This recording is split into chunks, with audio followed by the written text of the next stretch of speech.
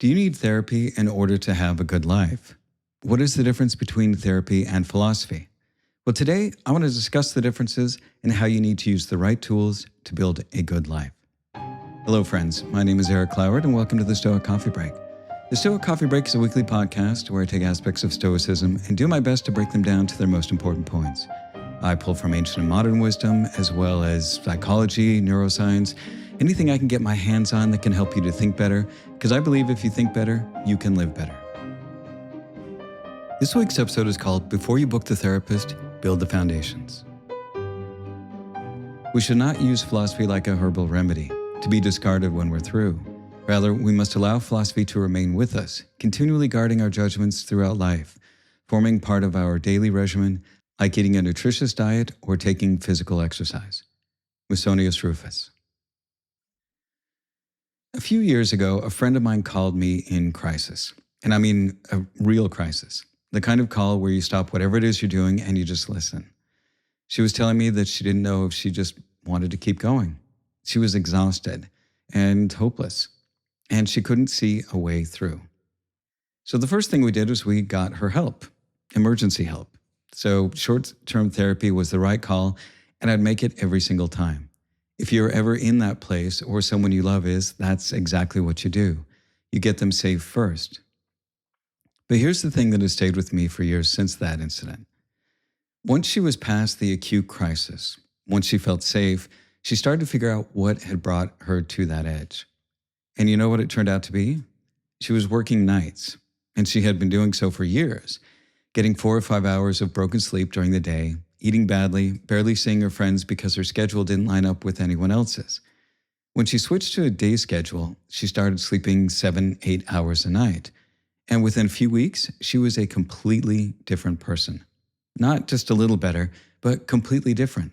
Like the fog had lifted and she could see her life again. Now, I want to be careful here.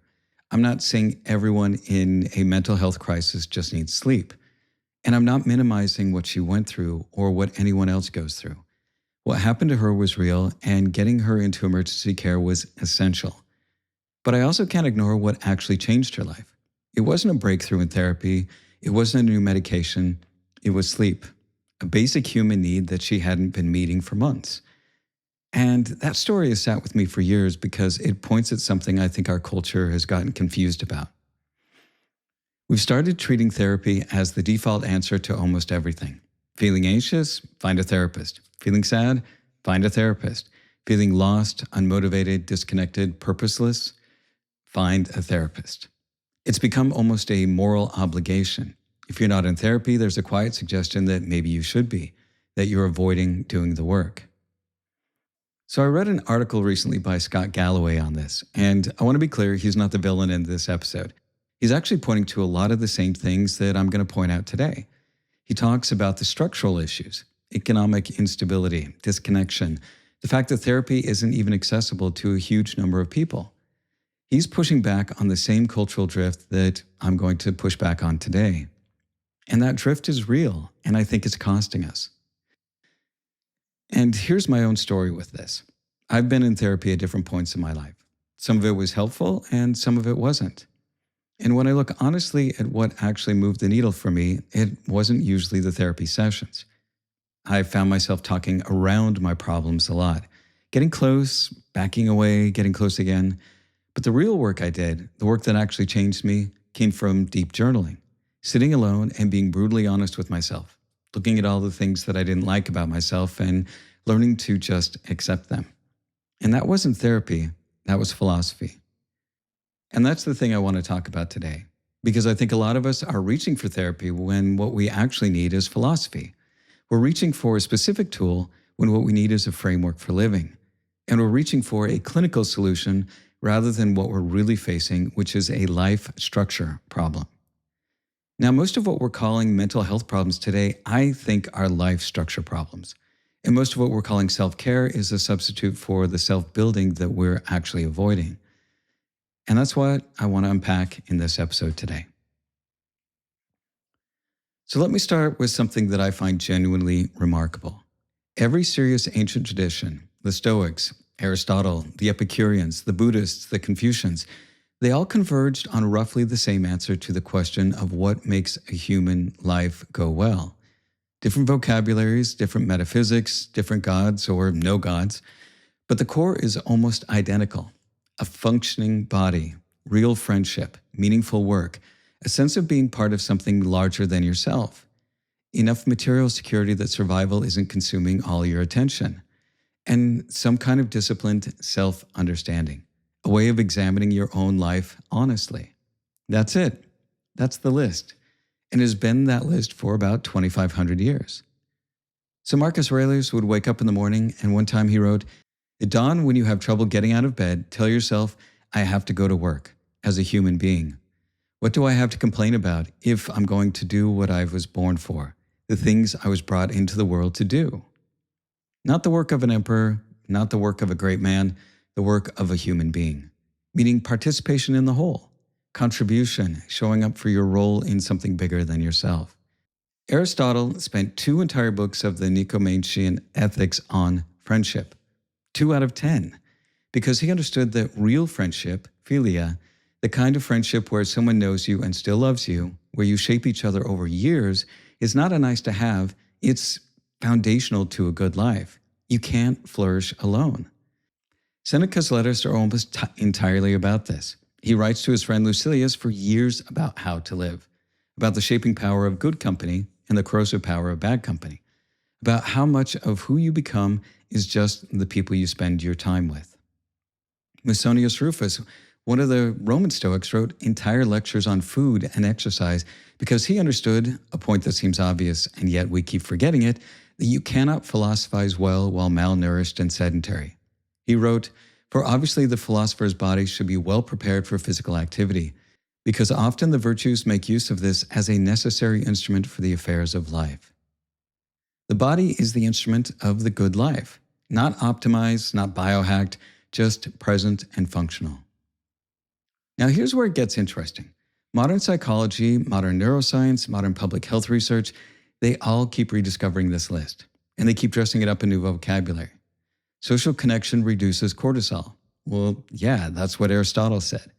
Exercise is as effective as many medications for mild to moderate depression. Of course, Musonius Rufus could have told you that. Purpose predicts longevity. That's exactly what Marcus Aurelius knew. Financial stress is the biggest single predictor of psychological distress in working adults. And that's pretty obvious. Epictetus and Seneca both said that material sufficiency matters enormously, not wealth, but enough that you're not drowning. We are not discovering anything new. We are forgetting and then rediscovering what every serious tradition has always known. So here's the distinction I want to draw today. And I think that this is the distinction that can really change how you think about your own life. Therapy is a tool. Philosophy is a framework for living. A tool is designed for a specific job. You use a hammer for nails. You use a wrench for bolts. A hammer is a wonderful thing, as long as what you have is a nail. If what you have is a leaky faucet, well, the hammer is going to make things worse. Therapy is a tool. It's a genuinely good tool, and it's the right tool for certain specific jobs. It's the right tool for trauma, real capital T trauma where the nervous system is dysregulated. You cannot exercise your way out of PTSD. You need skilled help. It's the right tool for clinical depression and anxiety, the kind that persists even when your life is in order. That's real and that's biological, and it needs clinical care. And it's the right tool for patterns that you genuinely can't see from inside your own head. Sometimes you need another mind to show you what you're doing. That's legitimate and it's very useful. But therapy was never designed to answer the questions of how should I live? That's not what it's for. That's a philosophical question. It's the oldest question that humans have.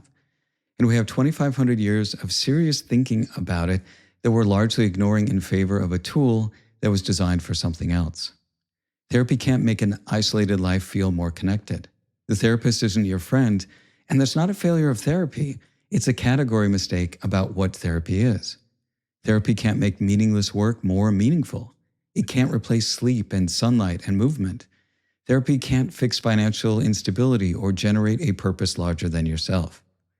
You can talk about loneliness in therapy for 10 years and still be lonely at the end of it, because the work of building a connected life happens outside the therapy room.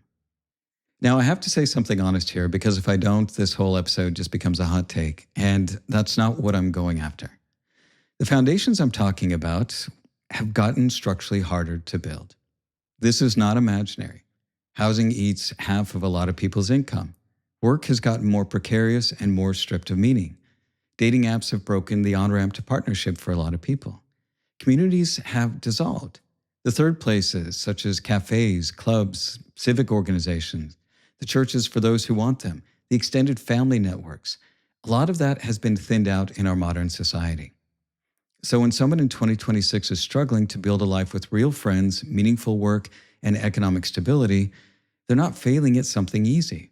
They are trying to do something that the surrounding society has made genuinely harder. And Scott Galloway was right about this in his article, and we have to take it seriously. But here's the Stoic flex, and this is where we earn our keep as people who take this philosophy seriously. The response to structural difficulty is to not wait for the structures to change.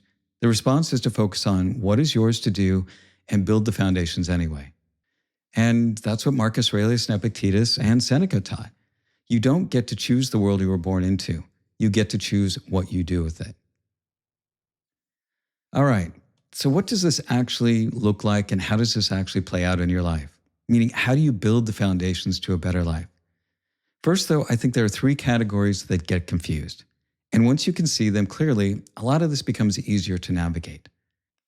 The first category is actual foundations: sleep, movement and exercise, food that's real and healthy, sunlight, real friendships, not followers, not networks, but real friends who know you, work that matters to you in some way, even if it's small, a sense of purpose larger than your own pleasure, enough economic security that survival isn't eating your attention. A simple example of this appeared in my own life just yesterday.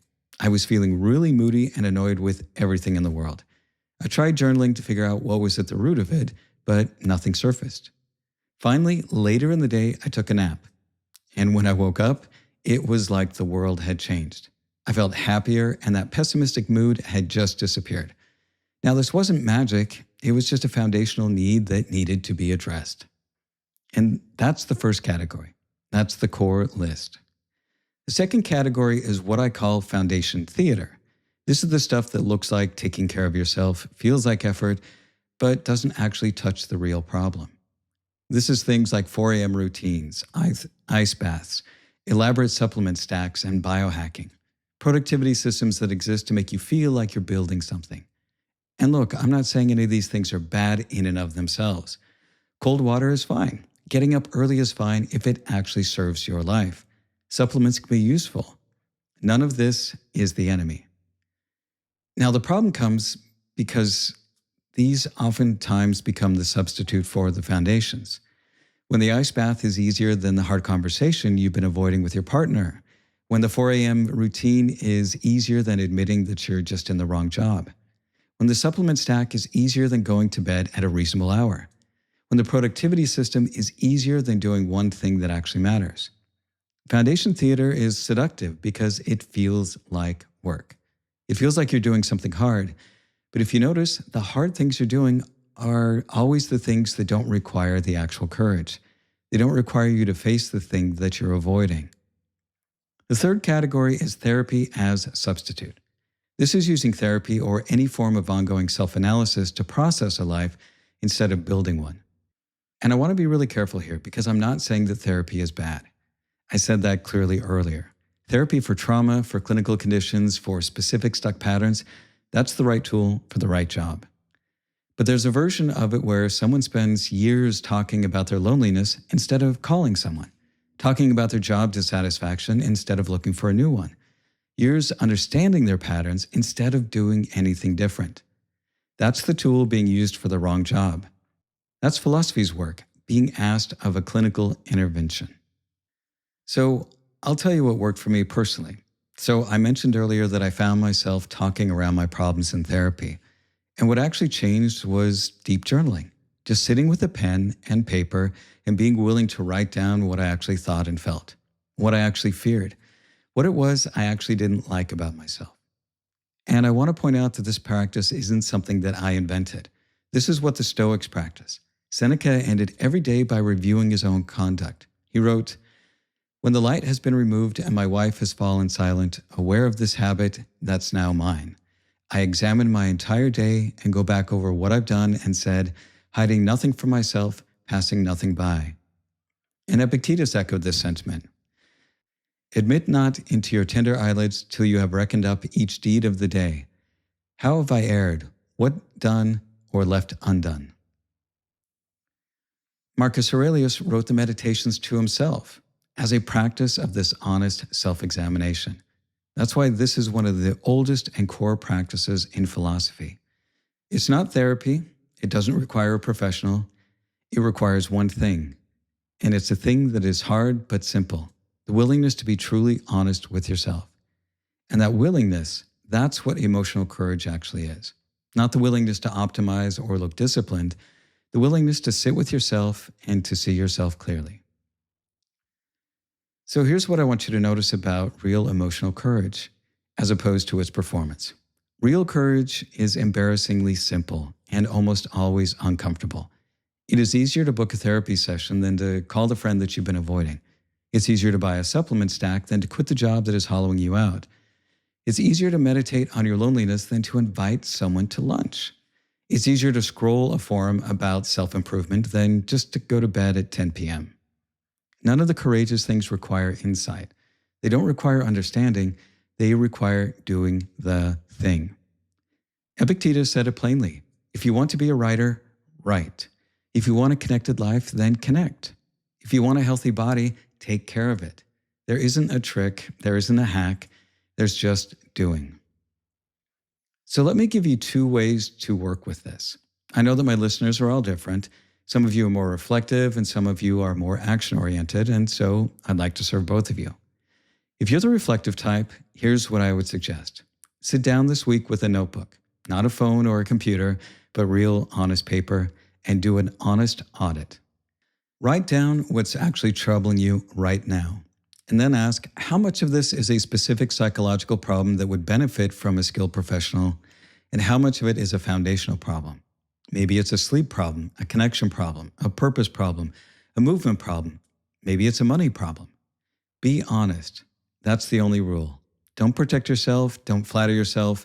Ask, what am I actually avoiding by focusing on this problem? If you're the action-oriented type, here's a different path. Pick one foundation this week. One, not all of them, just the one that you've been avoiding the most.